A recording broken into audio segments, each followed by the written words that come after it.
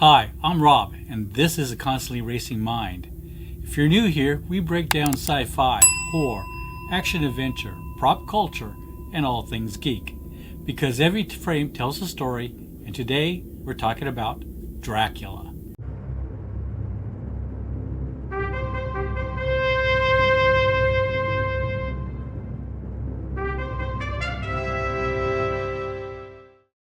Not just Dracula, but why we keep remaking him, why this version exists now, and what Luc Besson's 2025 take is actually saying beneath the Gothic imagery, the romance, and the blood.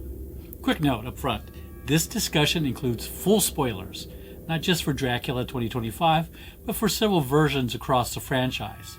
Spoilers for this film have been circulating for a while, so I want to talk openly about what this story is doing, not just dance around it.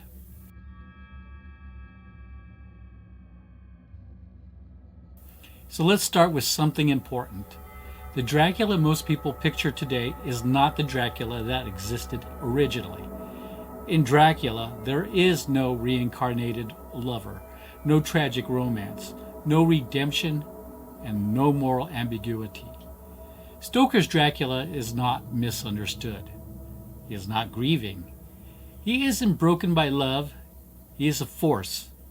Invasion, disease, corruption, decay. He represents fear of the unknown, fear of contamination, fear of the outsider. And that version worked for its time. So the question isn't, why adapt Dracula? The real question is, why did we stop being satisfied with that version?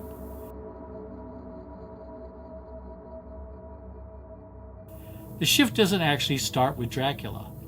It starts with the Mummy. That's the moment when immortality stops being about hunger or domination and becomes about love. Imhotep isn't terrifying because he lives forever. He's tragic because he cannot let go. His crime isn't conquest, it's devotion. Now that idea that eternal life is fueled by love rather than by appetite becomes one of the most influential narrative pivots in horror cinema. And once that door opens, Dracula can't go back to being just a monster.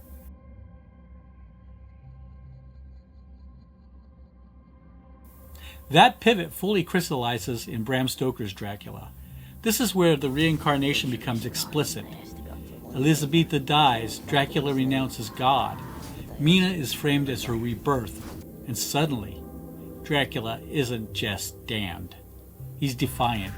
He chooses human love over divine authority. This is no longer a Gothic horror. This is a theological rebellion. Coppola turns Dracula into something radical. A man who believes love should outrank God. That idea, not blood, not fangs, is what echoes forward.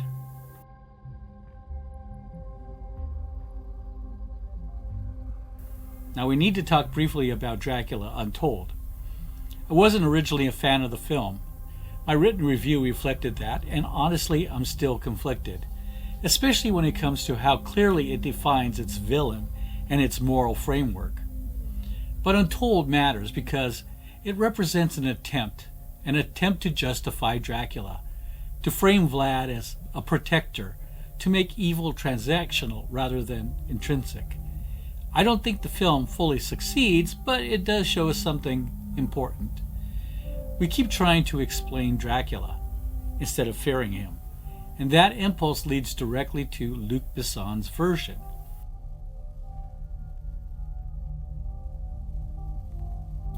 This is not a neutral adaptation. This is a Luc Besson film, written and directed by him. Besson's work consistently centers on outsiders, emotional absolutism, and characters who choose feeling over systems. Subtlety has never been the point. So this Dracula version was never going to be restrained, clinical, or purely horrific. It was always going to be romantic, operatic, and emotional maximalist. This is important because it reframes what we're watching. This film isn't asking, is Dracula evil? It's asking, what does it cost to love something more than the world allows?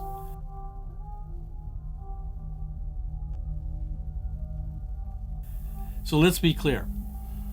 Elisabeta and her reincarnation does not exist in the novel. This is a cinematic inheritance. But what Besson does different is crucial. Reincarnation here is not a romantic destiny. It's not salvation. It's repetition. Every rebirth doesn't heal Dracula. It reopens the wound. Love doesn't free him. It tempts him to repeat the same defiance. Immortality becomes a loop, not a gift. And that's where this film very quietly becomes one of the bleakest Dracula stories ever told.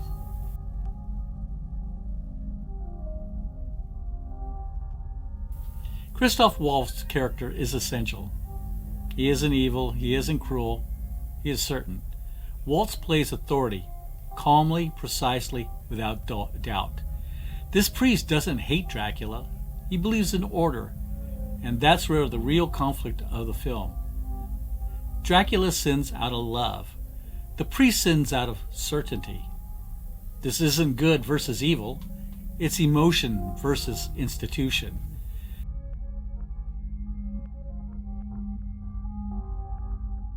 Jones brings something unusual to Dracula, fragility.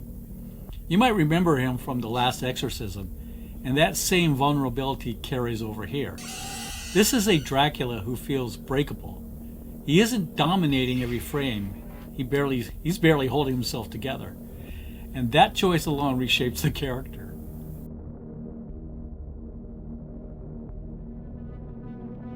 Christoph Waltz. Waltz, by contrast, is control personified. He doesn't rage, he doesn't threaten, he judges. And that calm certainty makes him far more unsettling than a traditional villain.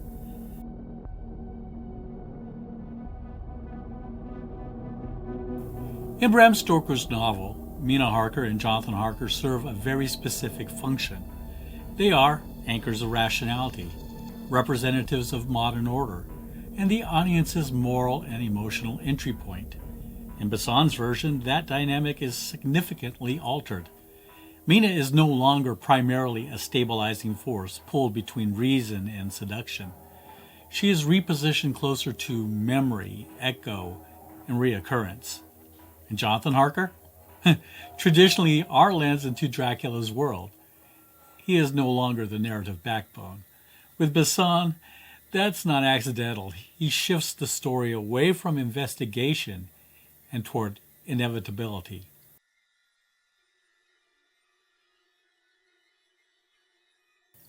Another major deviation is the replacement of Lucy with Maria.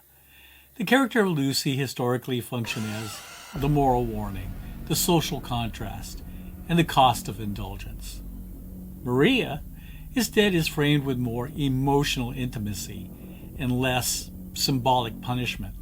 This removes the Victorian morality play element and replaces it with something quieter and more tragic, making it less about corruption and more about what love erodes over time.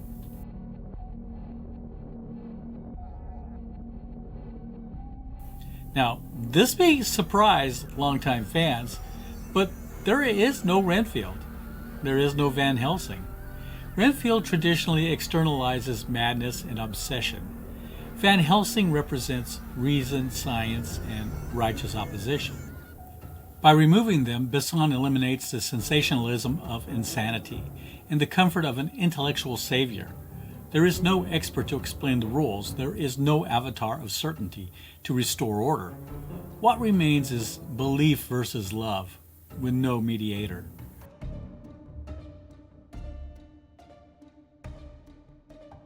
One more contextual choice that's easy to miss is that Besson situates this story against the Centennial of one of the bloodiest periods of French history. I think that was very important to him. This is a film made by a French filmmaker reflecting on collective trauma, cycles of violence, and a memory that refuses to fade. In that context, Dracula stops being a foreign invader and becomes something closer to a historical echo, a reminder that grief doesn't end just because time moves forward.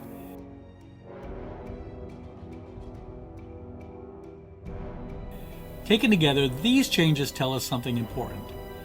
This is not a Dracula story about outsmarting evil, diagnosing the monster, or restoring order.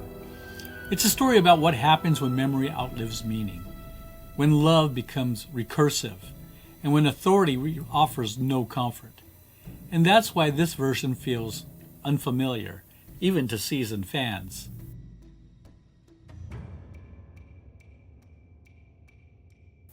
For contrast, it's worth mentioning Nosferatu, which came out last year and which I reviewed here on the channel.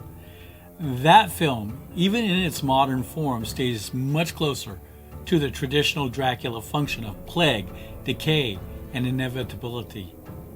There's no reincarnation romance driving the story, no attempt to soften or justify the monster. Nosferatu, even now, treats Dracula as something to be survived or destroyed, not understood. And relation to Luc Besson's narrative matters, because it clarifies just how far his version intentionally departs from that lineage.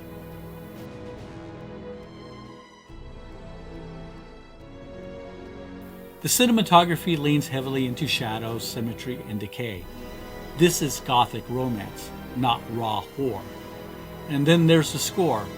With Danny Elfman, the music doesn't stalk or shock, it mourns. Elfman doesn't score monsters, he scores memory.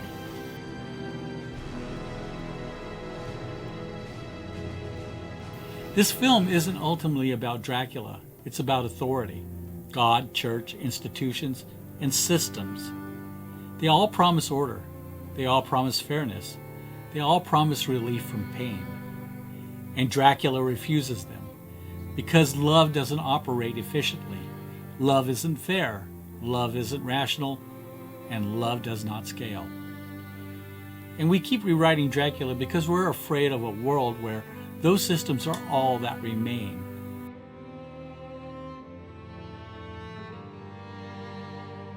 I want to talk briefly about Zoë Bleu's performance.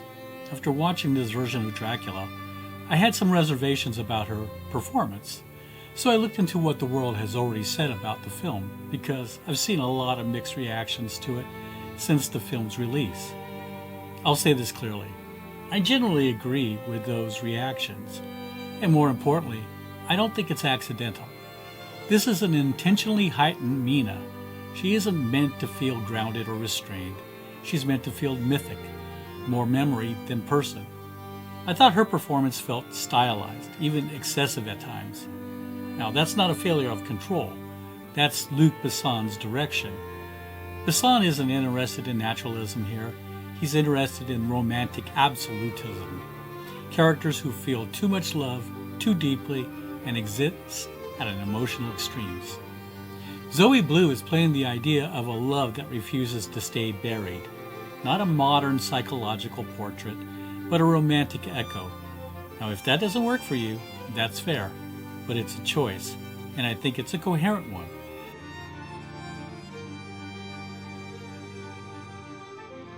Matilda De Angelis' performance as Maria has even more divisive, and again, after following non-English language reactions, I understand why. But I also largely agree with what she's doing. Maria is not written to be subtle. She's written to be consumed. Now, this isn't a grounded observational role. It's a role built around intensity, fixation, and emotional overflow. And once again, I don't put that at the feet of the actor. I put it squarely on Luc Besson's aesthetic priorities. He wants emotions that spill over the frame. He wants romance that borders on obsession. He wants performances that feel closer to opera than realism. Now, in that context, De Angelis isn't overplaying. She's playing in the key that the film was written in. Now, that doesn't mean everyone will respond to it, but it does mean that the performance is doing what the film asks of it.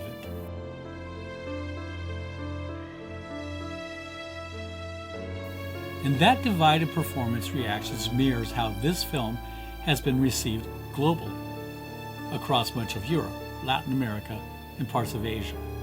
The reaction to Dracula 2025 has been mixed but engaged. Since Dracula has already been playing in multiple territories for months, we can actually point to aggregated worldwide reception, even before US critics weigh in. On Rotten Tomatoes, the film holds a 59% critic score. Not overwhelmingly positive, but showing respective engagement. and audiences that are closer to around 69% positive. On IMDb, early user ratings sit around 6.2 out of 10. Now these numbers underline the mixed but serious global response, a film that moves people more than it unifies them. Critics and audience outside the English language market tend to focus less on whether the film is too much and more on whether its emotional commitment holds. The praise tends to land on the visual ambition, the operatic tone, and the willingness to fully commit to romantic tragedy. These criticisms tend to focus on excess, emotional repetition, a lack of grounding for viewers expecting traditional horror. But what's consistent is this: the film is being taken seriously, even when it's rejected, and that's an important distinction. From an international box office perspective, the film has generated over $15.5 million across Europe, while Asia Pacific, driven largely by Russia and the CIS region, adds another $12.5 million. Latin America contributes just over $1 million, putting the reported worldwide total at roughly $29 million from these regions alone. Now what's interesting is where the film found its footing.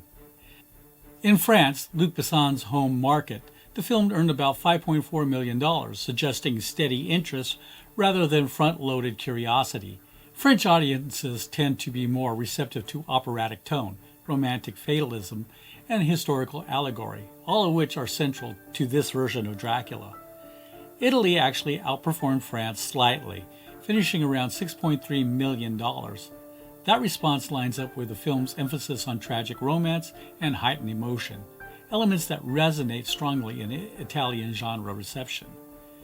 And then there's Russia and the CIS, the film's strongest region with over $12.4 million.